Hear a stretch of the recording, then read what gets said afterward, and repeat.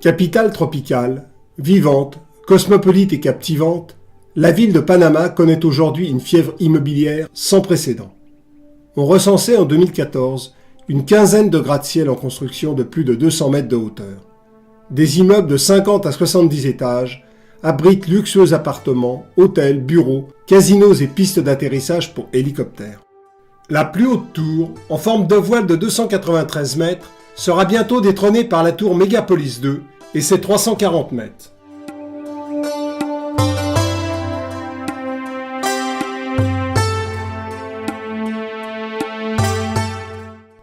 Cet engouement pour la verticalité atteint certains quartiers résidentiels historiques où les vieilles maisons sont rasées les unes après les autres. La ville commence à prendre des allures de cité asiatique et on la compare de plus en plus à Singapour ou à Dubaï, car plusieurs projets d'îles artificielles pourraient voir le jour ces prochaines années. Cette tour, à l'architecture originale, surnommée El Tornillo, atteint 242 mètres de hauteur.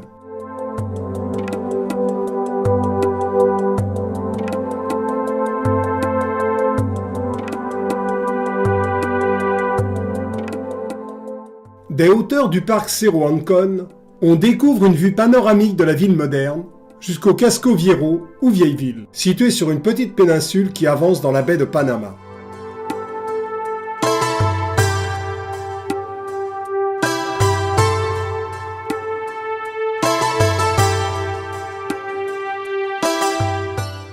Cet immeuble a longtemps été considéré comme le premier gratte-ciel du pays.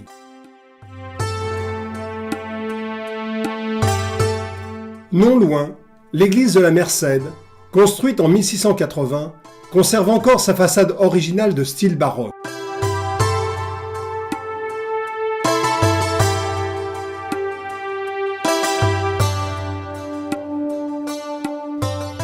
Le Casco Viejo est un havre de paix et de douceur. L'atmosphère de ce vieux quartier semble intemporelle et empreinte de romantisme.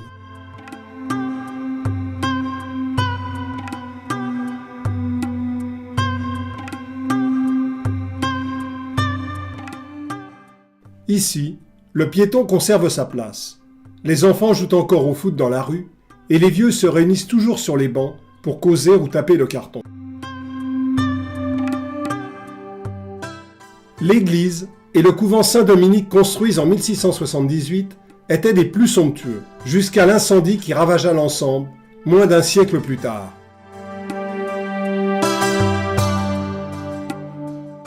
Toujours debout malgré les siècles, cette arche était la preuve de la situation privilégiée du pays au niveau sismique.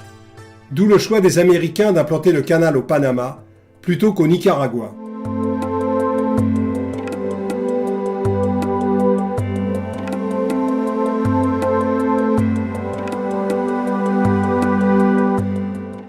La cathédrale présente l'une des plus belles architectures religieuses du pays et c'est l'un des plus grands édifices religieux d'Amérique centrale.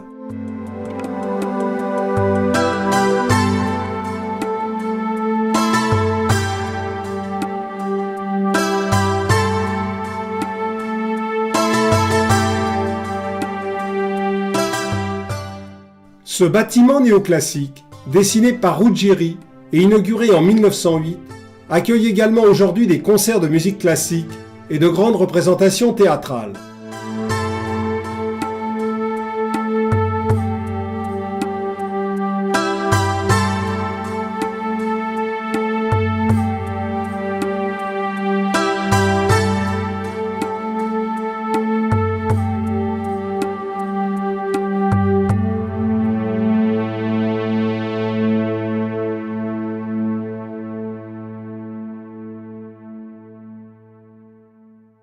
Des bustes de personnages, ayant joué un rôle majeur dans la construction du canal, entourent un obélisque au sommet duquel trône un fier coq gaulois qui regarde vers le canal et la France.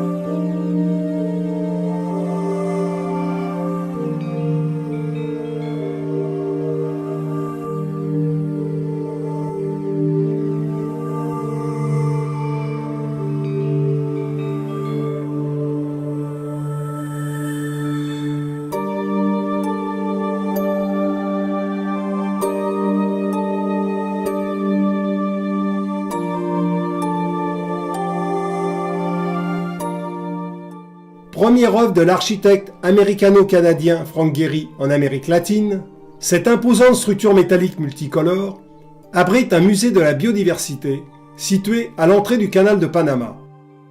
Nous allons maintenant quitter par bateau la ville de Panama et la côte Pacifique pour une traversée du canal d'environ 80 km jusqu'à la mer des Caraïbes.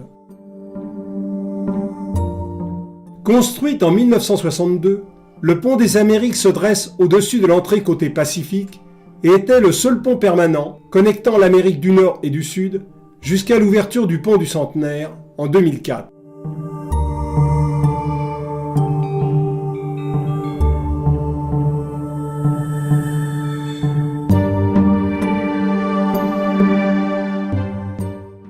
Nous voici aux écluses de Miraflores. Toutes les écluses rencontrées présentent deux voies parallèles permettant aux bateaux de passer simultanément dans les deux sens.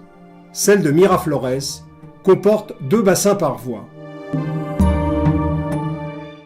À chaque passage de navire, environ 200 millions de litres d'eau douce sont rejetés dans l'océan. L'eau provient du lac Gatun, situé en amont et alimenté par un bassin hydrographique de plus de 552 000 hectares.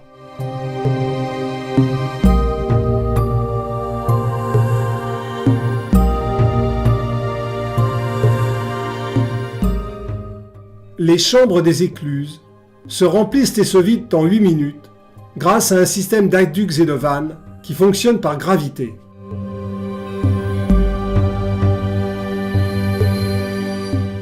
Puis, à quelques kilomètres au nord, nous trouvons les écluses de Pedro Miguel, composées que d'un seul bassin par voie.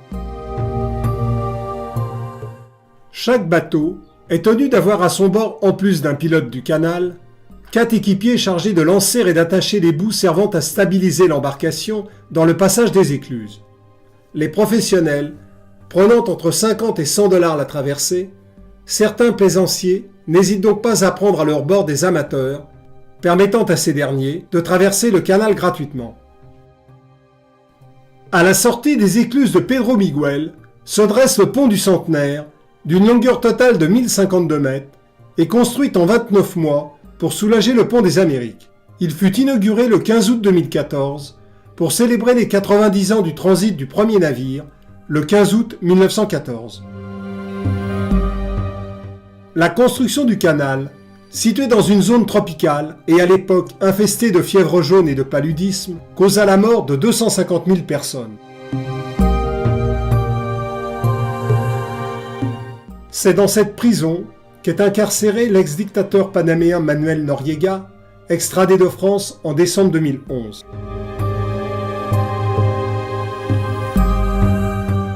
Voie d'eau ouverte 24 heures sur 24, 365 jours par an, avec un trafic moyen de 40 navires par jour, le droit de grève y est interdit aux 9000 employés, où le trafic n'a été interrompu que 2 fois. Le 20 décembre 1989, jour de l'opération de capture du général Noriega, et le 28 décembre 2010, après plusieurs jours de pluie diluvienne dans la région.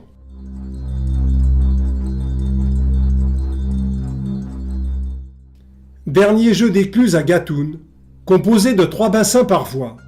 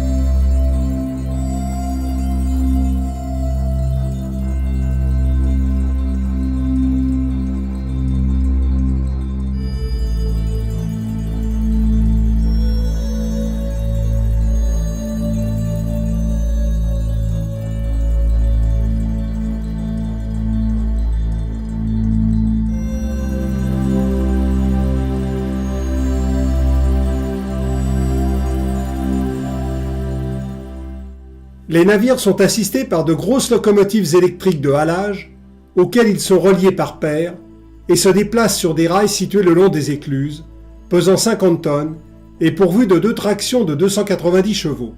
Elles remorquent les navires et les maintiennent dans l'axe des chambres. Les plus gros bateaux effleurent de quelques centimètres les bords et il est parfois nécessaire d'utiliser 8 locomotives.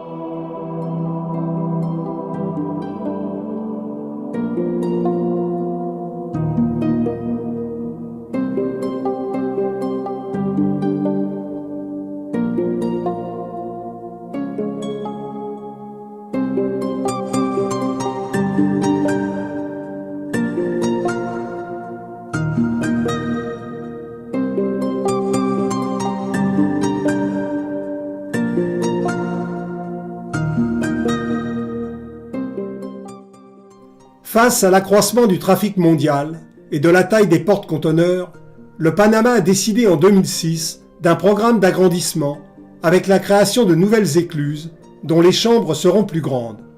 55 mètres de largeur contre 33,50 mètres, 427 mètres de longueur contre 305 mètres et 15,20 mètres de profondeur contre 12,80 mètres. De quoi accueillir des navires d'environ 12 000 conteneurs, alors que les plus gros à ce jour n'en transportent que 5 000.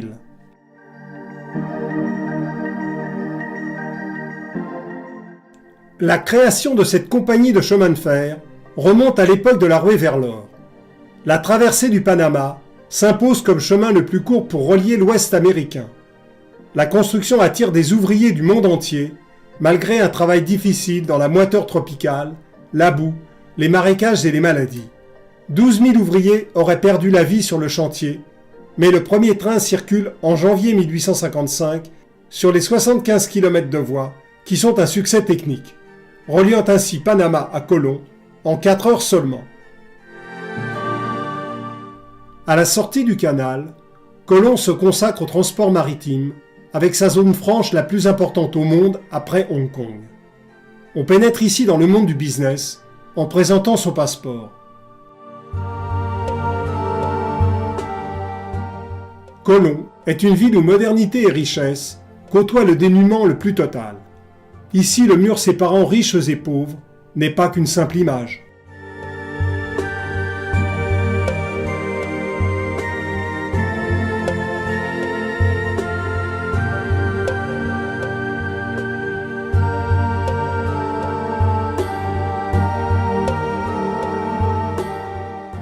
La ville n'est pas une ville pour touristes, et il y règne même un sentiment désagréable de voyeurisme, tant la misère y est perceptible.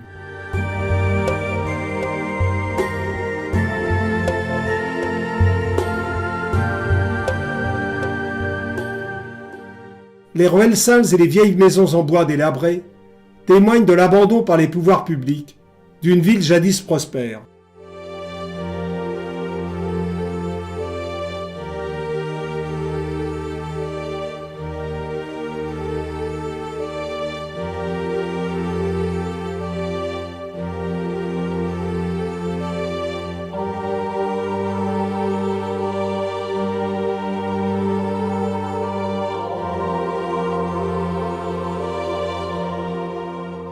À l'embouchure du Rio Chagres et inclus dans la zone du canal, le fort de San Lorenzo est un des plus anciens et les mieux conservés d'Amérique.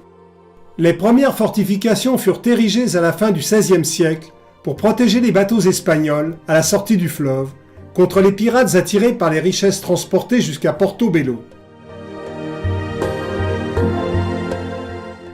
Une quarantaine de canons se trouveraient sur le site, inscrits depuis 1980, ainsi que Portobello, sur la liste du patrimoine mondial de l'UNESCO.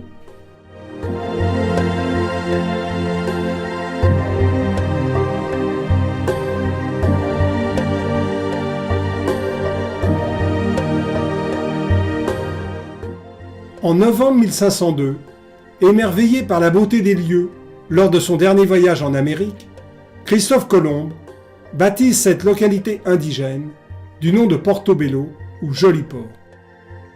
Chaque année le 21 octobre, au moment des cérémonies du Cristo Negro, à laquelle participent des milliers de pèlerins venus de tout le pays, la tranquillité de ce village est rompue. On attribue en effet de multiples miracles à cette statue en bois, représentant un Christ noir.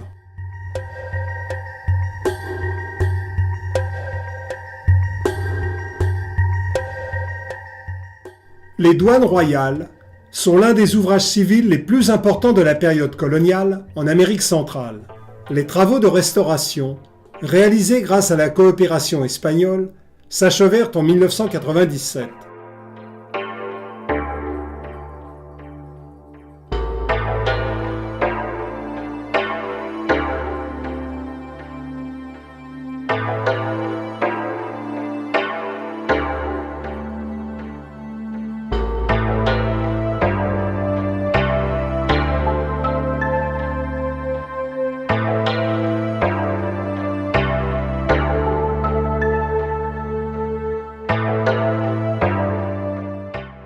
Ces charognards sont des indéniables auxiliaires des services de nettoiement du Panama qui sont parfois quelque peu déficients.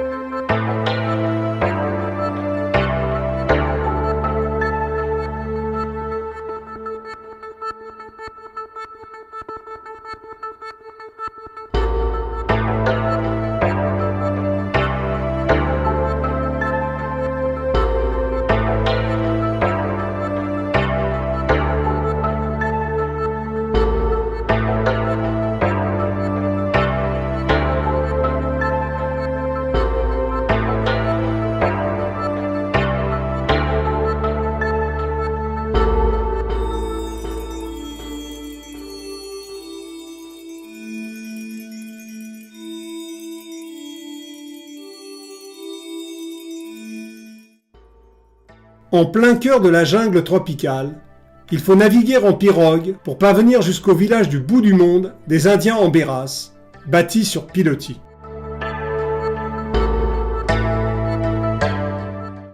Il existe encore, malgré les désastres de l'histoire, 7 groupes amérindiens au Panama. Chacun de ces groupes possède ses traditions et sa langue.